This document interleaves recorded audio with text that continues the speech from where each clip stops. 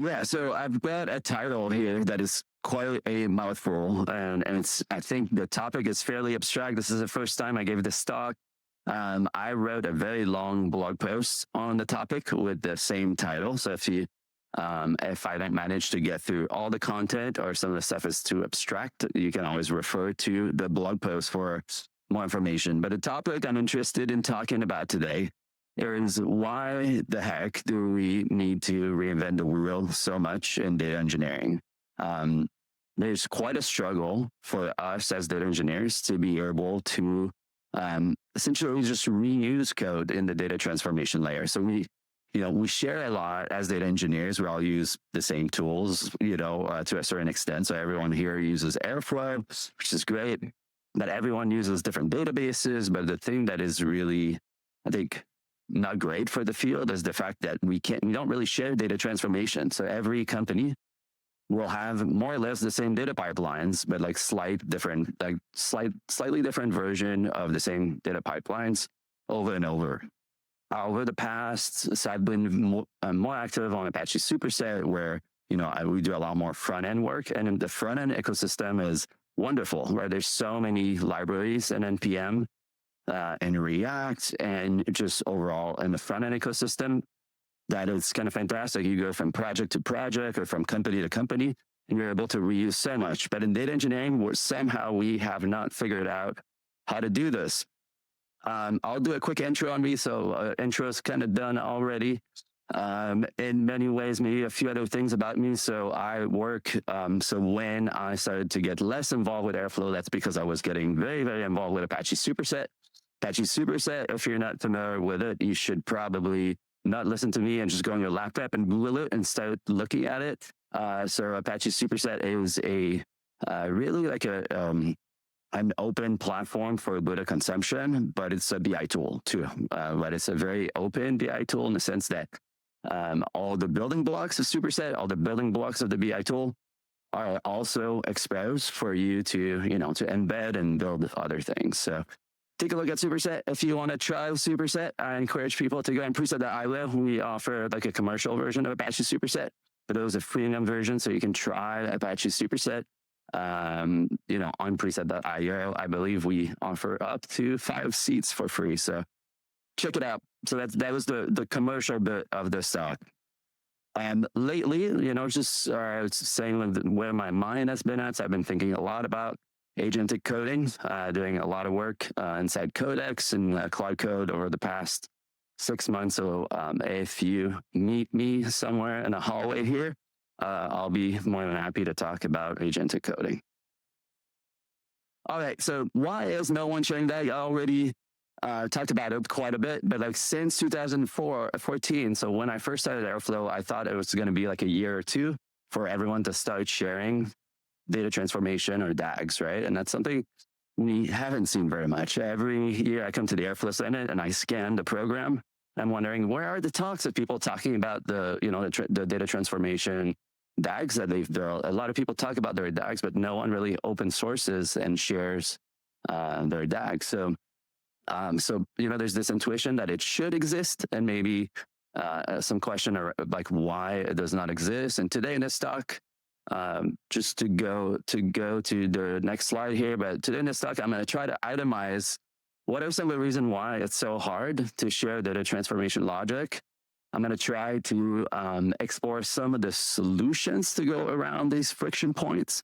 And then the main goal for me is to try to encourage people to open source packages of data computation, data transformation, so that data engineers don't have to go and reinvent the wheel over and over.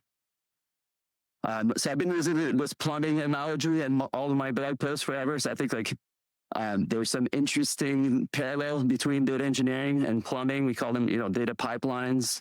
Data engineering can be like a little bit gratifying at times, as shown on the picture on the left. We go kind of, similar to plumbing. You don't really realize you need a plumber until something breaks, until your bathroom, something in your bathroom explodes. And the general idea around this is like, how do we elevate our work in data engineering from, doing over and over the same kind of plumbing work and to act more like civil engineers, right? Like to build reusable things, maybe, planning and deploying, sewer system at the scale of a city or a county or something like that. So that's something I'm kind of passionate about. I think having the ability to reuse code and share data transformation logic would enable data engineers to elevate themselves above plumbing. So this plumbing analogy explains like why I have the Mario theme and all the pipelines I spec everywhere. All right, so I wanted to make the point of like I've worked as a data engineer probably at like 4 or 5 companies, and those are some of the pipelines that I either rebuilt or maintain, going from a company to the next. So, I could ask to raise your hand if you've built any of these pipelines in the past, but I'm pretty sure like everyone's going to raise their hand. So the point being, we all do some sort of like user activity engagement, growth accounting, right? Computing DAU, MAU, churn, number of users that are churned, stale, resurrected, retained. Everyone in the field, and I guess now it's more the field of like the analyst engineer, analytics engineering that do some of these things, but everyone has built at the point or another some sort of like marketing attribution funnel analytics. Similar, if you work at a SaaS startup, you've probably built the same pipelines over and over that compute all of your SaaS metrics, like your NRR, GRR, ARR, cohort analysis framework, A/B testing, and so much more, right? So those are pipelines that every single company has built in some capacity, usually in SQL, orchestrated by Airflow, by dbt. But those are all some of the places that seems, to me at least, like it would be obvious that we should be able to share and reuse code and logic across organizations.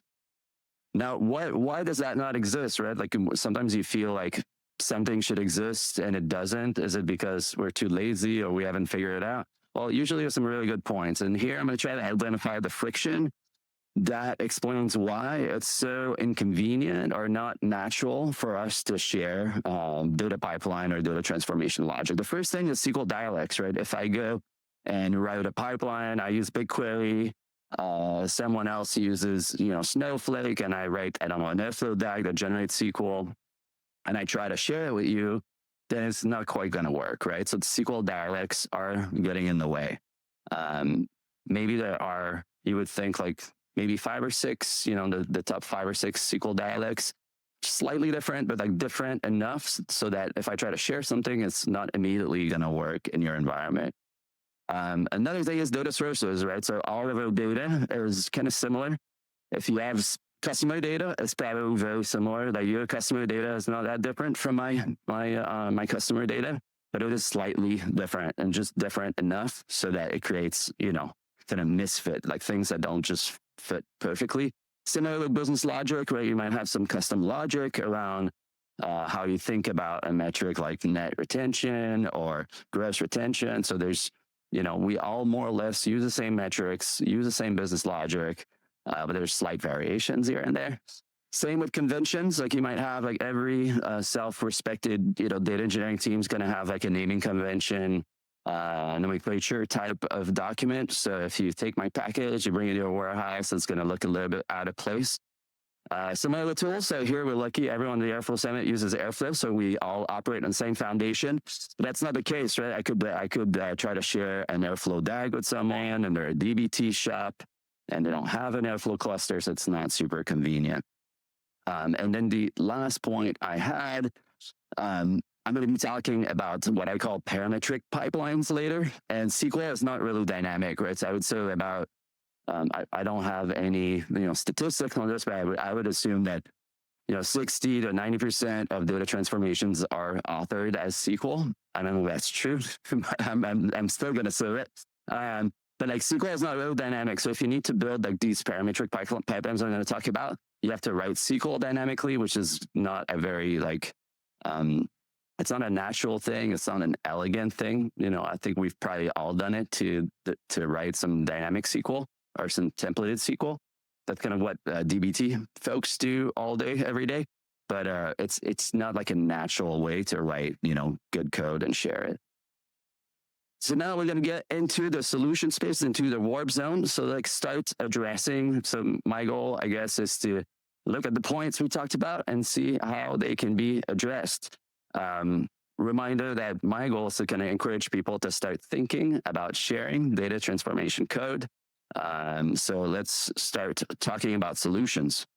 So the first thing is, how do we tackle the multi-dialect SQL, right? Like, so luckily, I would say, I'm not sure when SQL Glot was born, like maybe 3-4 years ago, but it's a new library. It's a new-ish library. That's a really good SQL toolkit that can transpile SQL across dialects. So that means like this whole problem of not being able to share SQL because it's not going to work in a different warehouse. You can kind of address it somewhat with SQL Glot. Maybe not 100%, but if you use a subset of SQL, that's pretty standard. Chances are we're going to be able to share code across dialects. There's other options. Like in the past, we try to do it with things like SQL Alchemy. That's a SQL toolkit. That's also an ORM, probably not rare. Jinja, templated SQL. You can try to do some things like that. And things like DBT or even in Airflow, with support for templated SQL. There's Spark, but then not everyone's got a Spark cluster, and not everyone wants to work Spark. Instead of doing SQL, you could use Spark and do something more generic. And then there's this new help, maybe with AI. So it turns out AI knows the SQL dialects pretty well. So I might be able to share a piece of SQL that only works on Snowflake. That, I don't know, you ask your agentic coding platform to make it work, in a different dialect. So that's probably part of the solution. I would say the main viable solution here is SQL Glot. All right, I'm going to keep going. Okay, so the solution I'm going to propose, and I think this talk is very abstract in many ways. I'm going to try to hook it up with some examples of more practical examples of where this could work pretty well. But the first solution, and part of the solution, is to have this idea of a unified data model. That doesn't sound very exciting to hear, but like, what is a unified data model? Is the idea that if we're gonna share data transformation code, we need to share a common grounds, right? As an input and potentially, as an output too. So how do you do unified data models? There's different ways to think about it. One thing I wanted to mention is that who here in the room uses either Fivetran or Airbyte at their company? Anybody? A few of you guys, so there's some people. So Fivetran and Airbyte are in the same solution space, where those are tools that do data sync, right? So that means if you're using, I don't know, you want to get your any SaaS product that you use, you want to get the data in your warehouse, you can use the Fivetran GitHub module, and it's going to sync all of the data, metadata, out of the GitHub API and bring it to your warehouse. So that means for people that are using these solutions, we already have a unified data model, right? So if you use, I don't know, HubSpot as your CRM, and you use Fivetran to synchronize your HubSpot data to your warehouse, that means that everyone that does that uses the same unified model already. Of course, there's different CRM, there's Salesforce and HubSpot, and there's different ways to use it. But at least if the data sync layer enables people to kind of inherit the exact same data schema, which makes sharing data transformation logic actually possible. The other option is to create a unified schema and say, if you want to use my data transformation package, right, that I want to share this data transformation logic with you, then all you need to do is to bring your data into this unified model. And if you do that, then you're going to be able to use my data transformation. So that requires for people to do mapping, which is never super fun, but that's one way to think about it. And once we have a unified data schema, then we can actually start sharing data transformation logic. Talking a little bit more about these unified data models. So when we say framework, generally you have to think about what in the framework is kind of solid versus what is kind of soft, right? So in this idea of a unified data model, you need a place where you're going to put your columns that are required by the framework. Like you can say, in my unified data model for a CRM, for instance, you have to have a customer entity, and you have to have a customer key, and you have to have a customer name. But then you have to leave some spot for the parts of the schema that are more dynamic or custom, right? And what I suggest around this is to have hard columns and then to use these more advanced data type to store, JSON blob or richer types where things that are unique to a company. So let's say I really care about certain demographics that you don't care about at your company. Those can be crammed into these, what I would call like these like extension column inside the unified data model. And then the general idea behind it. So you have this unified data model so that you can have these parametric pipeline. I know this slide was horrible. I was like, I wish I had to be more visual because this is just a lot of text. But I'm going to try to talk about parametric pipeline. I think if you all use Airflow and you've all authored DAGs and you thought about dynamic DAGs in the past, you can imagine this idea pretty well, right? So a parametric pipeline is a pipeline that is dynamically generated based on input parameters, right? And I'm going to try to get a little bit more concrete with an example in a moment. But instead of writing a DAG to process your own schema, you write a machine that can generate a DAG that is fitted to the need of the operator of the pipeline. Pretty abstract. I'm not sure people are following these stuff very well, but yeah, basically, instead of writing just a DAG to process, a static schema of data, you write a function that returns a DAG based on some predefined parameters, right? That's the interface for your parametric pipeline. So what are some examples of parameters? Like you might define some custom attributes. Like I talk about, your customer attributes might be different than mine at my company. So some of the parameters to operate this parametric pipeline might be, what are these custom attributes, custom metrics? What are the things, the parameter you would put into this parametric pipeline would be something like, what do you want out of it? What are the computations you want for this framework to compute for you? Let's see here. But the general idea is instead of like creating different version of pipeline, you write code that generate a pipeline dynamically. I'm not sure if people still follow me. The anatomy of a parametric pipeline is somewhat simple. So there's some parameters. There's the parametric pipeline itself. There is one or many output tables. And then the beauty of it, and maybe the place where I'm coming from with this set of ideas, is the fact that if we want to reuse visualizations and dashboard, which is more the level that I've been operating at since 2018 or so,